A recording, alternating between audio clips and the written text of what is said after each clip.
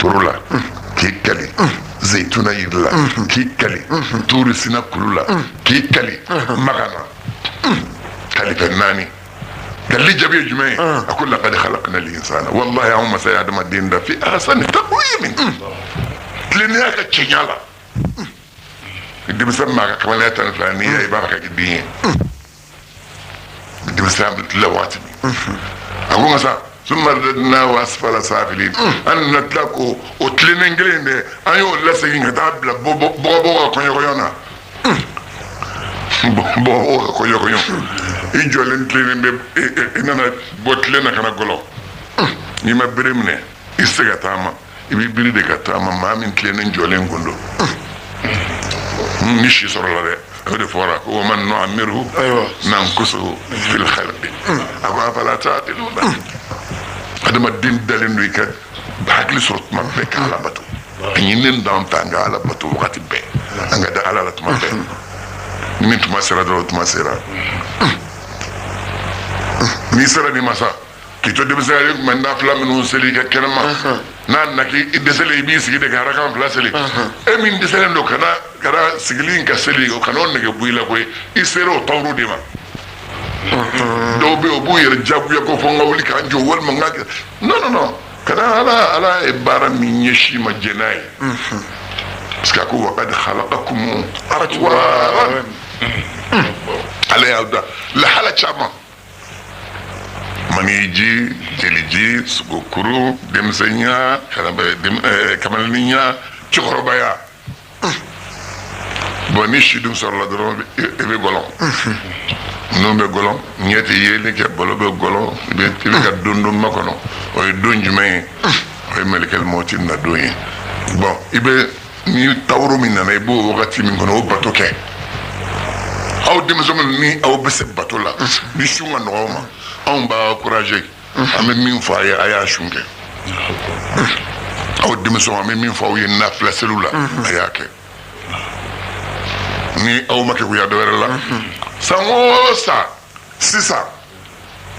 an ka waritigiw bɛ avion ta yan o bɛ t'i da maga k'u bɛ taa nafila seli de kama nafila seli o bɛ t'o de kama tahajud o bɛ tarawiya seli o bɛ tahajud kɛ tarawiya bɛ kɛ safo seli tuma o b'o kɛ sani ka taa se minini ma n'o tɛmɛna o bɛ tahajud daminɛ o ye tan laban ye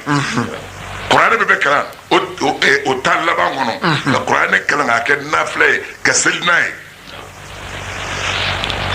a baraji ka bon bon sisan an ka denmisɛnw commencera k'a daminɛ an fɛ hali ni kuranɛ dusulen t'i fɛ sariyatigiw jɛra n'a ye i bɛ kuranɛ dayɛlɛ k'i tɔ k'a kalan sariya jɛlen bɛ n'a ye nafila seli la mana kuranɛ ta n'i y'a kalan n'i sera rukuyi ma i bɛ kuranɛ bila i bɛ ka rukuyi kɛ ka sujudu kɛ i mana tila i wuli to bɛ kuranɛ ta k'i jɔ n'a ye ka kuranɛ kalan k'a ban o de kosɔn an bɛ denmisɛnw encouragé minnu bɛ yen ni bato ka nɔgɔ ma o ka nin kɛ i yɛrɛ deli a la fɔlɔ u bɛ wagati min na sisan sunkalo don o sunkalo to don bɛɛ ye maa ka don ye don bɛɛ i bɛ kuranjɔ sɔrɔ don o de y'i ka don belebele ye o bɛ sɔrɔ don jumɛn layidu tɛ maa ni ala cɛ don bɛɛ ye donba ye e mana ala bato n'ala jɛn'i ma don o de y'i ka donba ye denmisɛnw a ye ala bato su minnu bɛ fɔ a k'a sun kɛ nafila minnu bɛ fɔ a k'a nafilaw seli bisimilah ta ومن ذلك ما روي عن ميمونة ابن مهران o ye hadisa wɛrɛ bɛ yen yɔrɔ n'i y'a mɛn ko mayimun mayimun bɛ yen o ye cɛ ye n'i y'a mɛn ko mayimunatu o de ye musoman ye mayimun ni cɛ dɔ tɔgɔ don a fa ye maharana ye عن ابن عباس وكو عبد ابن عباس يا لك الوي قال رسول الله صلى الله عليه وسلم وانا كراك وانا مكشن ما دي دراما من صام عاشوراء مما من جمن كلوت لتان دون شو من المحرم أعطى ثواب 10,000 ملك الله تعالى بملك باتم براجي الدمين ومن صام يوم عاشوراء مما من عاشوراء دون شو من المحرم جمن كلولا أعطى ثواب 10,000 شهيد شهيد شو كبا تم براجو دي بديما وثواب 10,000 حاج هي تعالى ما با تم براجو دي بديما ومؤتمر عمره كلا ما با تم براجو دي بديما ومن مسح بيده على راس يتيم مما من عاشوراء دون شو والماتلي yetibede ma min fasara kan chininto yo wele ki bolo salo kusiga يوم عاشوراء ashura don رفع الله تعالى له بكل شعرة على راسه درجة في الجنة arabe shidengele mi yetimede kona alabo daraja kelengele be di ma aljina kono Allahu akbar shidengele ibo shidengele be daraja sur aljina kono ومن فطر مؤمنا مما من إسلام كلامي معنى أشونا يسوع كارد لك داما ليلة عاشوراء دون فكأنما أفطر عنده جميع أمة محمد صلى الله عليه وسلم برادي مدي ما هم كلنجا سنديلا أبيكم مي كلا كمانتون بي أبي يا بيولي كدومين دا بموشوني وأشبع بطونهم يافكم كم برافا يجدوا يجيمي كنا فرا قالوا يا رسول الله سابوكو كرما كوالا كرا لقد فضل الله تعالى يوم عاشوراء قد ما الله تعالى يفسمنت بدي عاشوراء دوما نعم على سائر الأيام نيدون تو كان قال صلى الله عليه وسلم كلا كو نعم أكو تشيرو خلق الله تعالى السماوات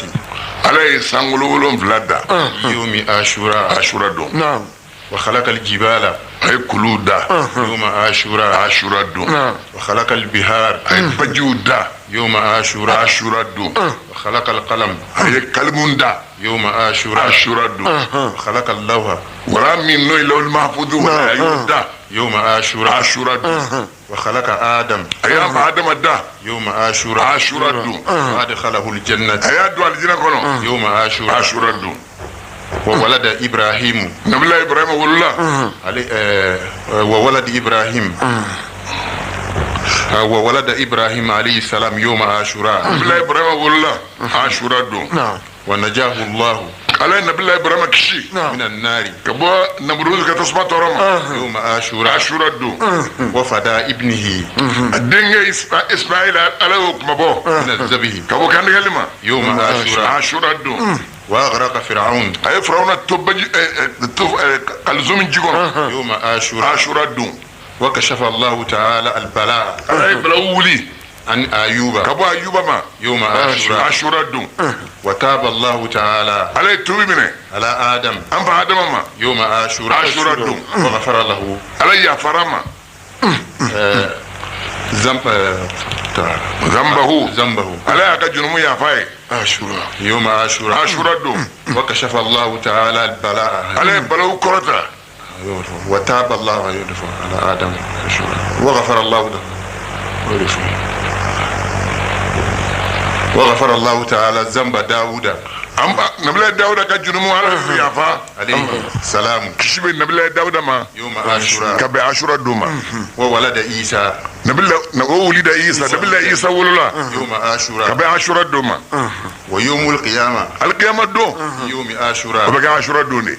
وفي اللفظ آخر عن ابن عباس وفي لفظ آخر أننا فجور الله ابن عباس ديوفو رضي الله عنهما على ما جينا كباب الله ابن عباس نافع عباس ما قال رسول الله صلى الله عليه وسلم كلا كو المكشين وجداما من صام يوم عاشوراء مما مي عاشوراء دونسو كتب الله له إبادة 60 سنة sambi woro baraji ala bode sebeyeni ashura dunshu sambi woro ala batu baraji ala bode sebeyeni bisiyamiha wena o sambi woro yeshu mingo kono wa qiyamiha o sambi woro yes nafla minun selo kono ومن صام يوم عاشوراء مما مي عاشوراء دونشو أعطى ثواب 1000 شهيد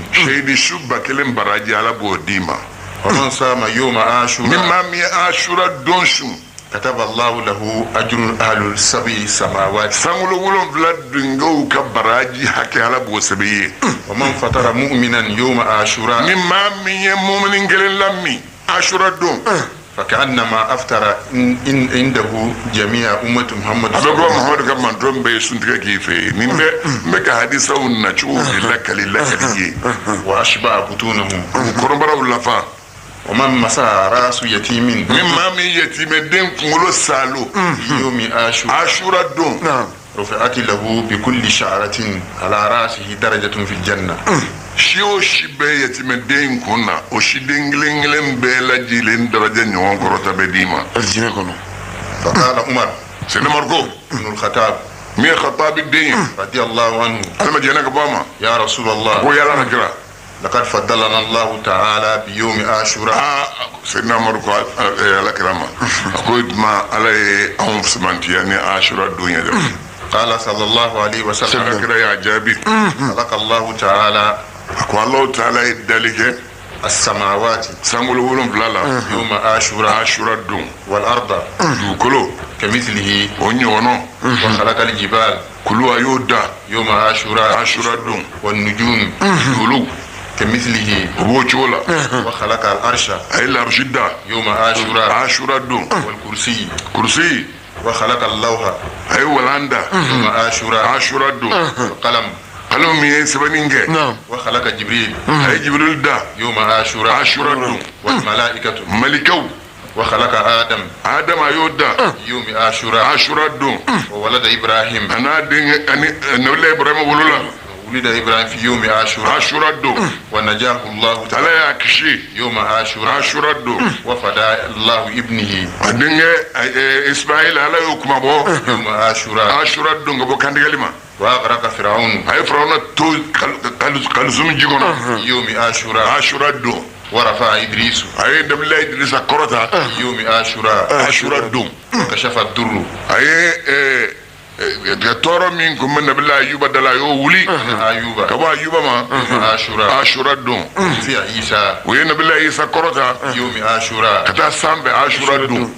وولد عيسى عيسى يرولو لا يوم عاشوراء عاشوراء دون وتاب الله تعالى على آدم على يتوب من أنف آدم ما يوم عاشوراء عاشوراء دون وغفر ذنب داود داود كجنوما يو يافا في يوم عاشوراء عاشوراء دون وآتى الله الملك لسليمان عند الله سليمان فقد دوما في يوم عاشوراء كان عاشوراء دوما واستوى ربه مساير يا كم مساير دك الله أكبر وتعالى مسا من سكر تلمبه نا كهير كشا على العرش لا رشيكا في يوم عاشوراء عاشوراء دون ويوم القيامة القيامة دون في يوم عاشوراء بقى أبجو عاشوراء دوني بوني حديث الله كالتشوو نيفلا مينفو أني نفلانا ولا كالتشوو تكلم أسرف فشوو دبوري يوانجا بلغوسو متوني مما من به حديث الله حديث كل جه سبنجو يبول لجه بوات يردولا يباسر دوكا فشوو أني دوتا ببه دوتا أني دوتا تبه نسمانا به كوريكلي نتانيو سوكرنا حديث بدون إندلا ومن اغتسل يوم عاشوراء مما منيكو عاشوراء دو كومي ديماشي نتا شو ديماشي شوغادوية ديماشي لا لم يمرض مرضا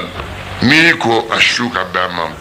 بنا على بنا بليلا إلا مرض الموت فنسا بنا نفرقو بنا من بي أدما دي من بي يكون فلاني لما على تو بنا بليلا ومن اكتحل نما ميكالة دي ينيكرو إثمان دا بإسم النوي كالفين يكالفين دي ينيكرو يوم عاشوراء كبس عاشوراء دوما لم ترمد عينيه ينفلت يدي من تيمنا تلك السنة سام بي يدي من تيمنا ومن عاد أيوة نابرقوا كاليدا نيسي كاليدا كاليدا فرانغلا تاكو شوري ينيكرو دي ni be kale da se kale de lo mo kale de nyakoni o de kap se kan ta po kipta kala da kale de nyakoro ba ni e che ibe kale da be te kale ala kala kuma kale da kosobe na ali kuma kale da kosobe kale da bol men nya fura kale de kama ومن عاد مريدا مما من ترسل بنا بغتفو يوم عاشوراء عاشوراء دون كأنما عاد ولد آدم أبيكم هي أنف آدم الدمبي لجليفو أنف آدم الدمبي ومن سقي شربة ni maa min ye ji min ko kelen di maa ma min ma'in ji la yawma ashura ashura don فكأنما لم يأس الله طرفة عين a bɛ komi i ma ala kuta fo i si yɛrɛ bɛɛ kɔnɔ ومن صلى 4 ركعات ni maa min ye araka 4 seli يوم عاشوراء ashura don يقرأ في كل ركعة araka o araka i bɛ kalan k'o la فاتحة الكتاب alifatiha i b'o kalan مرة siɲɛ kelen و50 مرة siɲɛ 50 قل هو الله أحد n'o ye kulu wallahu ye suratul ikhlas i bɛ araka fɔlɔ i bɛ fatiha kɛ ka kulu wallahu 50 kɛ araka o araka غفر الله تعالى له الذنوب 50 عام ala bɛ san 50 jurumu yafa i ye Ma araka yan. 4 araka o araka kulu wallahu siɲɛ 50 san 50 min tɛmɛna o jurumu ala b'o yafa i ye و50 عاما a bɛ san 50 wɛrɛ jurumu yafa i ye مستقبلا min mana fɔlɔ n'i sar'o kɔnɔ layidu min taara ala fɛ a b'o jurumu yafa k'i bɔnsɔn dɔ ye maa min ka ko b'i hami n'i kan k'a fɔ ala ye a ka hinɛ a tigi la yɔrɔ alijinɛ doni bato dɔw bɛ yen n'i y'o kɛ dɔrɔn alijinɛ sɔrɔla i bolo ni seli kelen minɛna ye ni seli fana kelen minɛna walima lansara kelen minɛna walima fitiri kelen minɛna walima safo kelen minɛna walima fajiri kelen minɛna n'o minɛn'i ye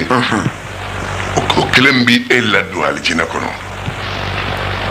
ni seli ta minɛn'i ye o ye maa 10 dontɔ ye nɔfɛ alijinɛ kɔnɔ ni seli 20 minɛna maa 20 bɛ don i sababu la alijinɛ kɔnɔ o de muso ala kira ko sallallahu alaihi wasallam ko an k'an teri caya muminunw na n'an ma bɛn dɔ ka sɔrɔ dɔ di ma an na bɛn dɔ ka sɔrɔ وبنى الله تعالى له في الملأ الأعلى 1000 قصر من نور ni maa min ye araka 4 seli alahu taala bɛɛ sangaso ba kelen dɔ ye a bɛɛ ye nɔɔrɔ ye وقد ورد في حديث a nana hadisa da آخر min ye hadisa wɛrɛ ye 4 ركعات ko araka 4 بتسليمتين ni salamu 2 ye يقرأ في كل ركعة araka o araka فاتحة الكتاب fatiha مرة siɲɛ kelen وإذا زلزلت إذا الأرض زلزلت الأرض مرة siɲɛ kelen وقل يا أيها قل الكافرون يا الكافرون مرة siɲɛ kelen وقل هو الله أحد سورة الإخلاص مرة siɲɛ kelen ويصلي على النبي ni صلى الله tilara i عليه bɛ salatu kɛ وسلم ala kira ma 70 مرة siɲɛ 70 إذا فرغ منها ni tilara seli la مروي ذلك ni lakallen bɛ في حديث أبي هريرة a b'o yɛrɛ ta ye hadisa nati lakallen b'o la o cogo la رضي الله عنه ala ma jɛra ka bɔ a ma وعن أبي هريرة u y'a minɛ ka bɔ abu hurairata ma رضي الله عنه ala ma jɛra ka bɔ a ma قال رسول الله صلى الله عليه abu وسلم hurairata ko ala kira ko ala bɛ kisi nɛma jidira ma افترض على بني إسرائيل صوم يوم في السنة tile kelen su ni u y'o fardɔya bani israilakaw ka san kɔnɔ وهو يوم عاشوراء ni m'o tile kelen dɔn o ye ashura don ye العاشر tile 10 na من المحرم kabi jɔminɛ kalo o de ye ashura ye فصوموه u y'o sun ووسعوا فيه u ye hɛrɛ caman di mɔgɔw ma على إيالكم u ka kɔlɛ u ye hɛrɛ sama ka dumuniw di kɔlɛ ma ومن وسع على إياله ni maa min ye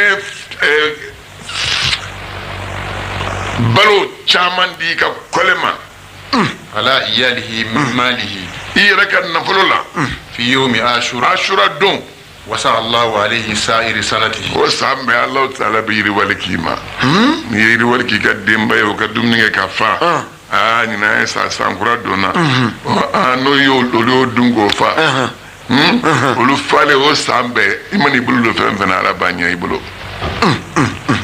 ومن صام هذا اليوم ni maa min ye ashura don su كان له كفارة 40 سنة san 40 junumu yafa de bɛ k'i ye tile kelen suni وما من أحد mawuli maa si la أحيا ni n'o tigilamaa ye ɲɛnamayali kɛ ليلة عاشوراء ashura su y'o kɛ ala bato la وأصبح صائما dugu jɛra i sunen bɛ مات n'i fatura ولم يدري بالموت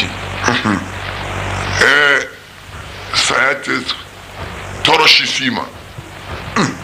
وفي حديث saya tɛ tɔɔrɔ si s'i ma yɔrɔ saya min ka gɛlɛn saya ko la o ye sigira ye saya sigira ala b'o nɔgɔya ma a nana hadisa wɛrɛ la Allahu Akbar. علي كرم الله وجهه a nana Seydina Ali ka hadisa la ala ye min ɲɛna bonya قال رسول الله صلى الله Seydina عليه Ali ko ala ma kisi nɛma di la ko ala kɛra ko من أحيا ليلة عاشوراء ko ni maa min ye asura su ɲɛnamaya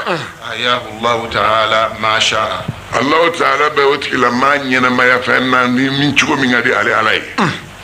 وعن سفيان بن عيينة o y'a minɛ ka bɔ Sufiyana bun Uyaynata ma عن جعفر الكوفي o y'a minɛ ko Jafar Kufi y'a f'a ye عن إبراهيم بن محمد ko bɔ Ibrahim bun Muhammad y'a f'a ye بن منتشر min ye Muntasir den ye وكان من أفضل ما روي بالكوفة o ye ale hadisa min lakalla Kufa o ye minnu lakalla Kufa ni y'a lafisamanti dɔ ye على ما قيل في زمانه min fɔra a ka wagati la أنه بلغه ko a y'a mɛn أن من وصى على إياله ni maa min ye dumuni caman di ka kɔlɛ ma في يوم عاشوراء Ashura don na وصى الله تعالى عليه سائر سنته ala bɛ san tɔ bɛɛ hɛrɛ a bɛ ala b'o yiriwali k'i ye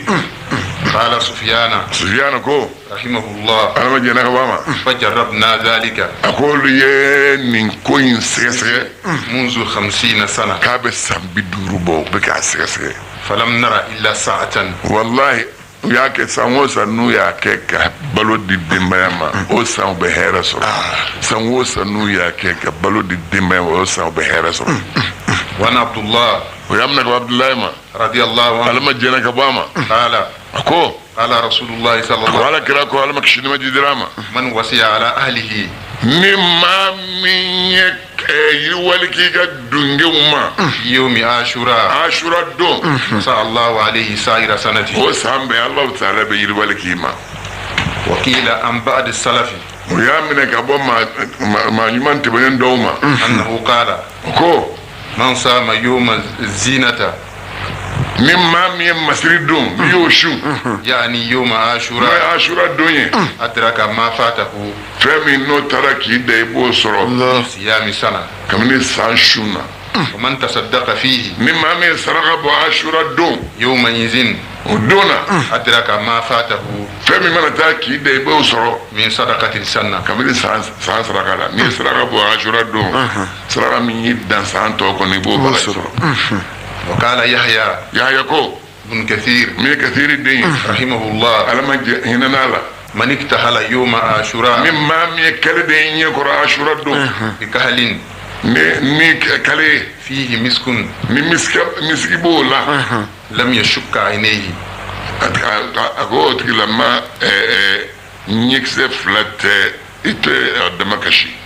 إلى قابل من ذلك اليوم fo taa se o san wɛrɛ o ɲɔgɔnna don ma ɲɛri min t'i minɛ fo ka taa se san wɛrɛ o don ɲɔgɔn ma komi n'a sɔrɔ maa min y'a kɛlɛ de i ɲɛkɔrɔ o kana bila ni Ashura ye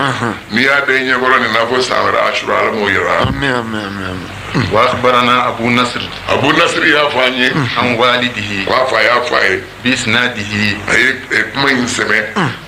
عن أبي غليت ka bɔ Abi Ghaliti ma ابن أمية min ye Umayya den ye ابن خلف min ye Khalaf den ye الجمحي min ye Jamahiyi nke ye قال ko رأى النبي صلى الله عليه وسلم ala kɛra ye yeli kɛ على بيتي ale ka so kan سردا a y'i to ka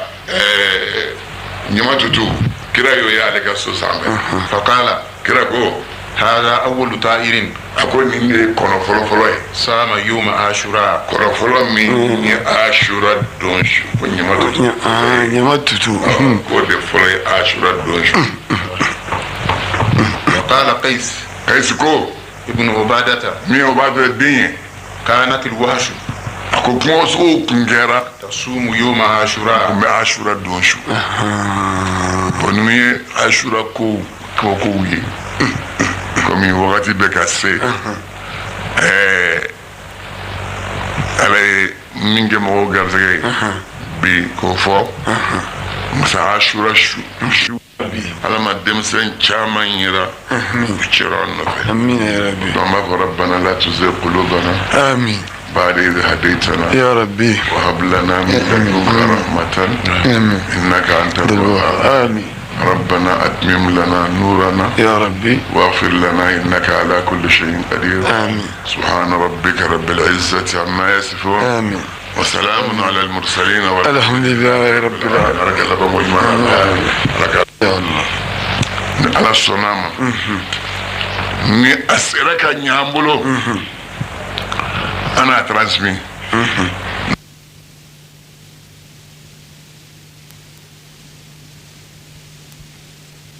ترتيلا إنا سنلقي عليك قولا ثقيلا إن ناشئة الليل هي أشد وطئا وأقوم قيلا إن لك في النهار سبحا طويلا واذكر اسم ربك وتبتل إليه تبتيلا رب المشرق والمغرب لا إله إلا هو